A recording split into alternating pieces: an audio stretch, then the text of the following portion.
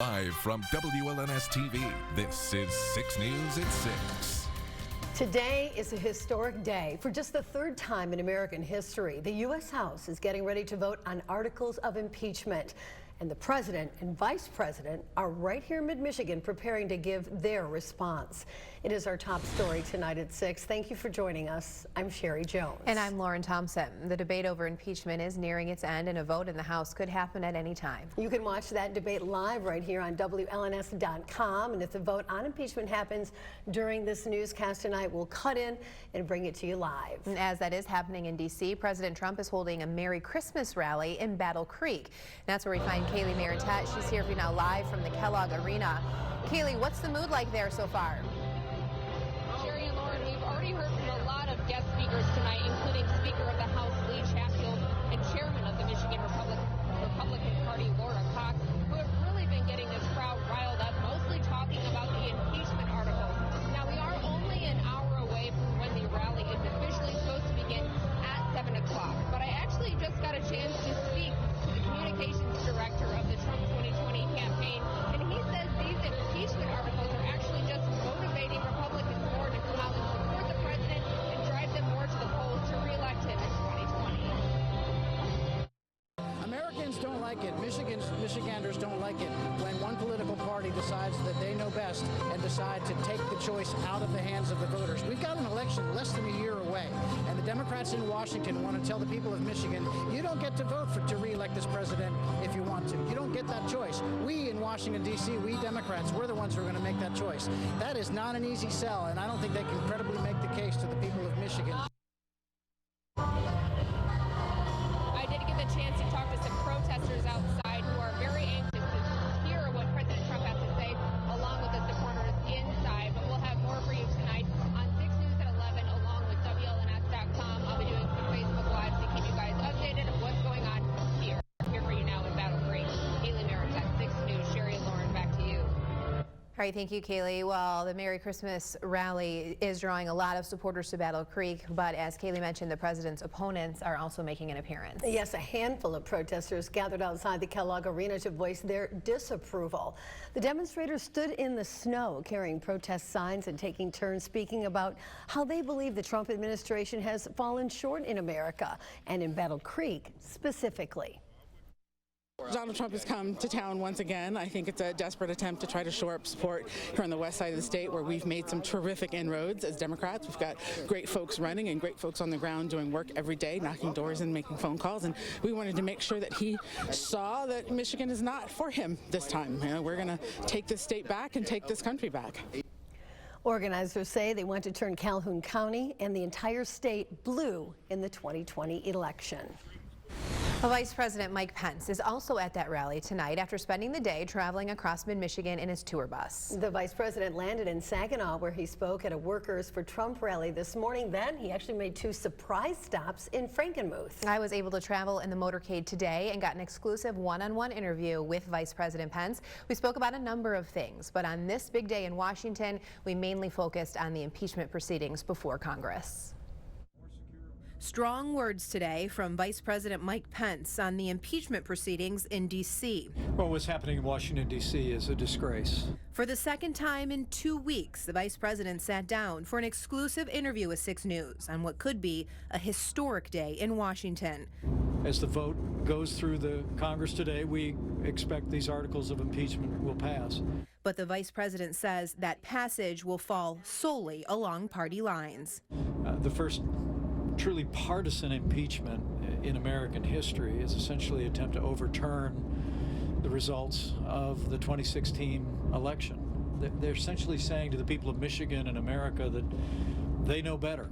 But even as impeachment in the House looks likely, the vice president says he's confident this movement will end in the Senate early next year and believes that President Donald Trump will still be securely in office. If this matter makes it to the Senate, we expect them to be able to deal with it fairly quickly, dispatch this impeachment effort, this partisan impeachment effort, and get back to the business of the American people. Wow, what an experience for you to travel with the Vice President today. It really is an exciting thing to be a part of, to get a behind-the-scenes look at the process and how the Secret Service works and all that goes into having a Vice President or a President come to town. And as we said, this is actually the second time in just 2 weeks that I was able to travel with the Vice President and speak with him.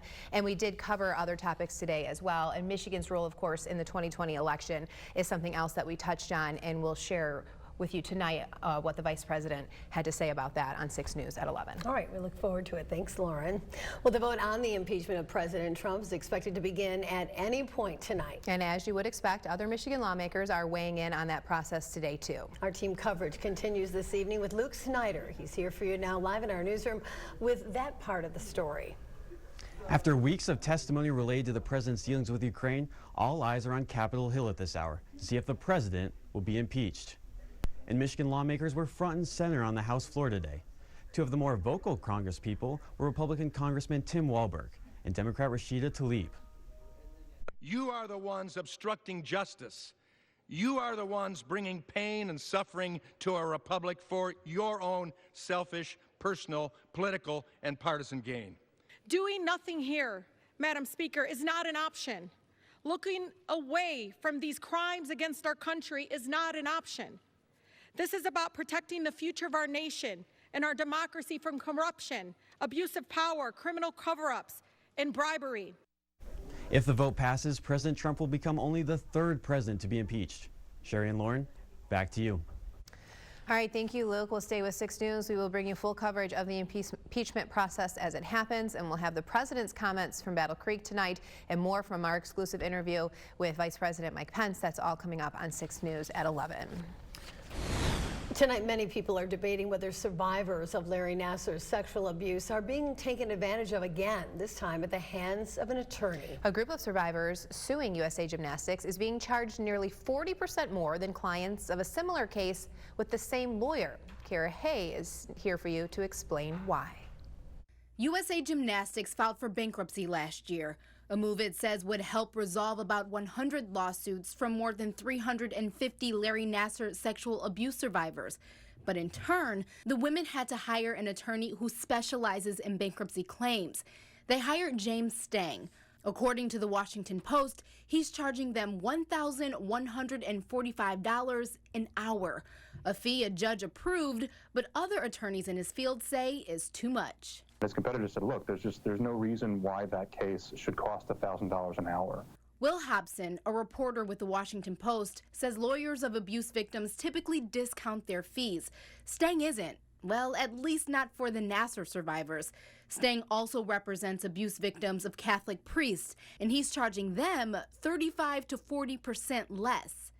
Experts we spoke to said that there's no real legal reason that why working on this case should be any more complicated or expensive or time-consuming than working on a Catholic bankruptcy.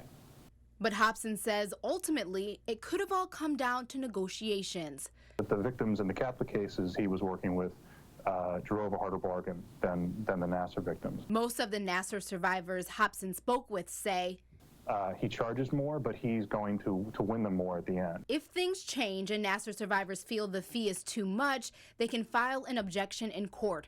But as of now, Hobson hasn't heard anyone is considering. Here for you in Lansing, Kiara Hay, 6 News. This is Weather First from Storm Tracker 6, sponsored by Auto Owners Insurance for whatever lies ahead. Well, breathe easy as far as the cold weather is concerned. This winter chill that's here today is not here to stay. We've got much warmer weather on the horizon. Holiday lights picture time. Another beautiful video coming to us from the Patterson family on Vandercook Lake. Happy holidays to you as well. You have got a spectacular looking display there. I love it. To have your holiday pictures featured in our newscast, go to Facebook. You can search for WLNS6 Lights and post your pictures there, and still plenty of time to get a lot more photos on the air. Satellite and radar snow showers continue off to our southwest. It's really been coming down over the past 12 to 18 hours or so. As we take the broader view, you can see some snow showers northwestern, lower Michigan, and a few in the UP as well, but it will be winding down fairly soon. Our temperatures out this afternoon, obviously very cold. 12 the airport observation Lansing, 12 Mason, 14 in Howell.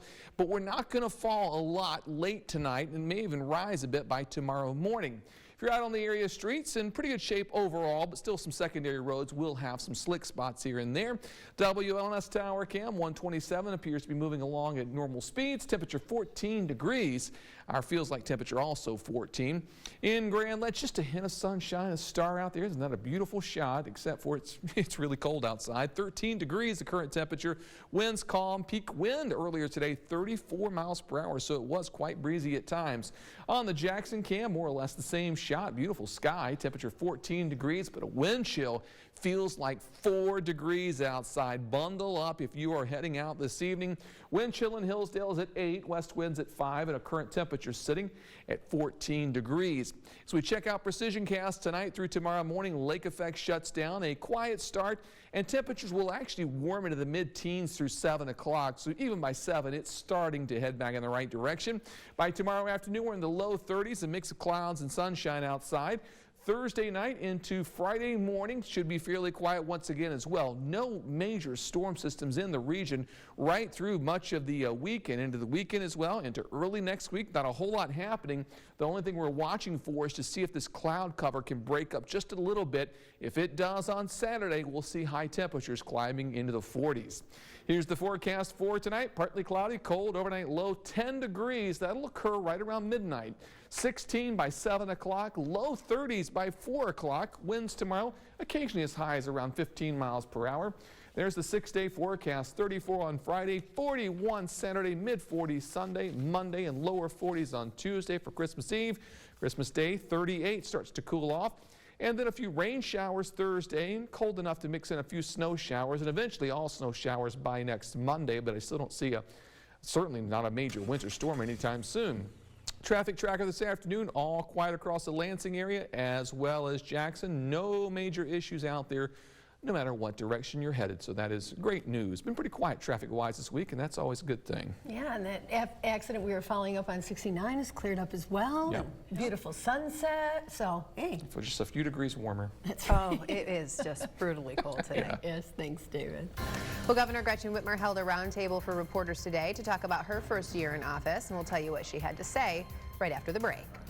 And here's a live look right now at the impeachment debate happening on Capitol Hill. 6 News at 6. We'll be right back.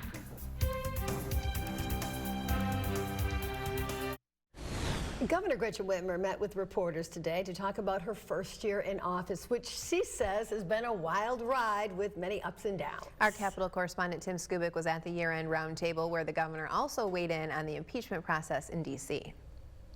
Governor Gretchen Whitmer, along with the rest of the nation, is watching this historic day unfold in the nation's capital over the impeachment of the president. Democratic Congresswoman Elisa Slotkin handled this issue correctly, according to the governor, promising to take a deep dive before she made a decision. The governor says Ms. Slotkin is getting it right by voting yes. I have a great deal of admiration for her, and if I were in her position and was having to make that choice, I too would make the vote that she is going to be making. Back home, the governor promises a brand new road package in the new year, finally throwing in the towel on that plan that, well, didn't do too well this year.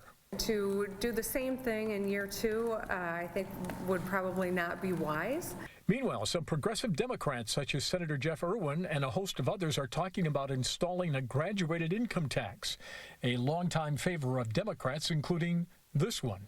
There's a lot of conversation in town around that. I know that there are a lot of stakeholders that are interested in going to the ballot with something of that nature. I know that a lot of legislators on the Democratic side have been talking about that, and that's something that I've supported and many different times in my political career, and I suppose that could be a solution. The governor started the new year with high hopes of working well with the Republican legislature to get things done.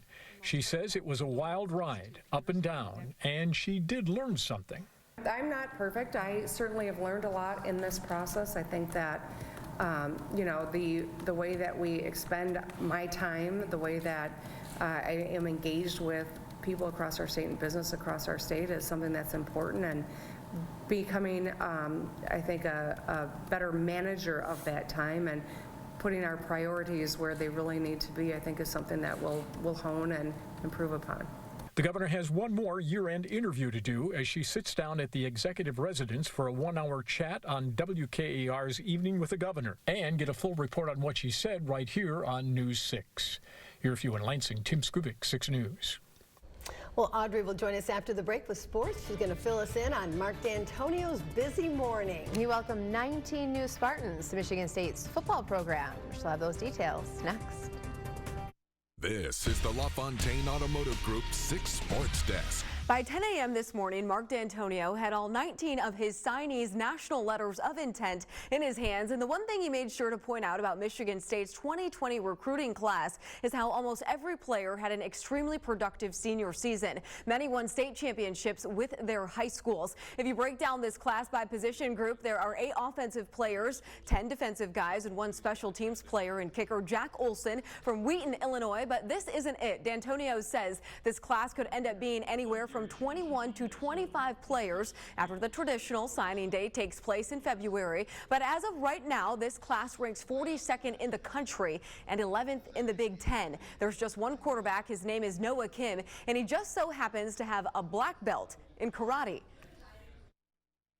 How many quarterbacks do you know that have a black belt in karate?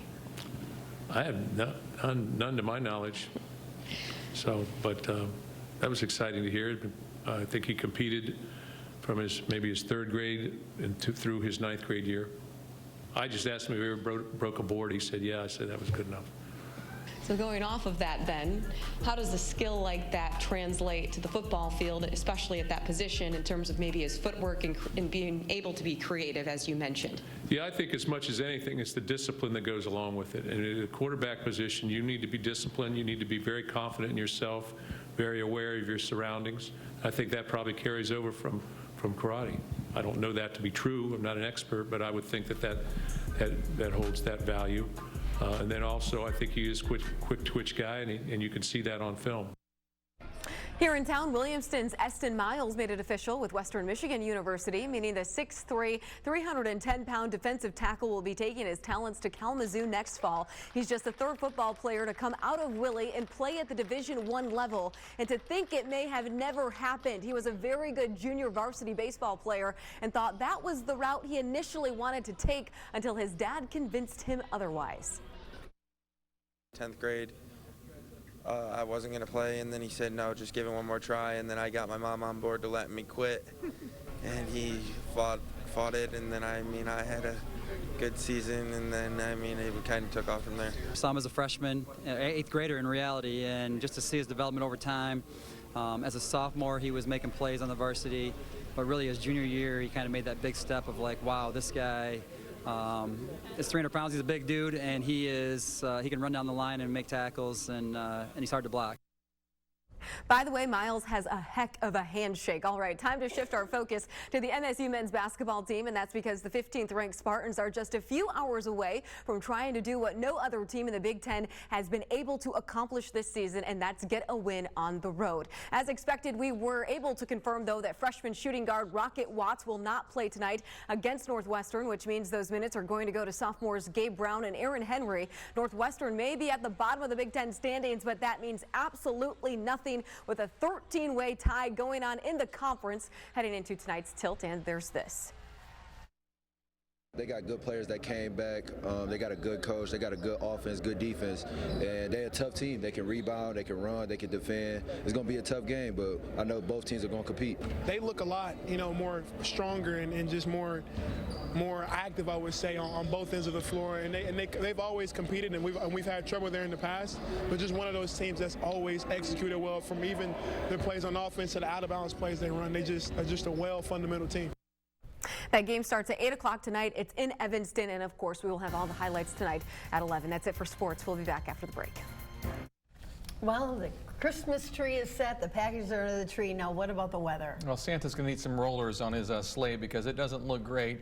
Here's just kind of an early look at the forecast. We've talked about it, though. Temperatures in the upper 30s, and this year, maybe not so much a white Christmas as a green Christmas. All the snow we've got. Melted. He did, but, it's magic. He'll come back. 40s as we head into Saturday, Sunday, Monday, and Tuesday. It gets colder by Christmas Day, but really no chance, I don't think, of any snow snow on the ground. Yeah, that is one dry 6 day, isn't it? I know, pretty unusual. Did the stockings have our names on it? They did. I caught that. Very good. So special. Jerry Jones. Super creative, David. Thanks, David.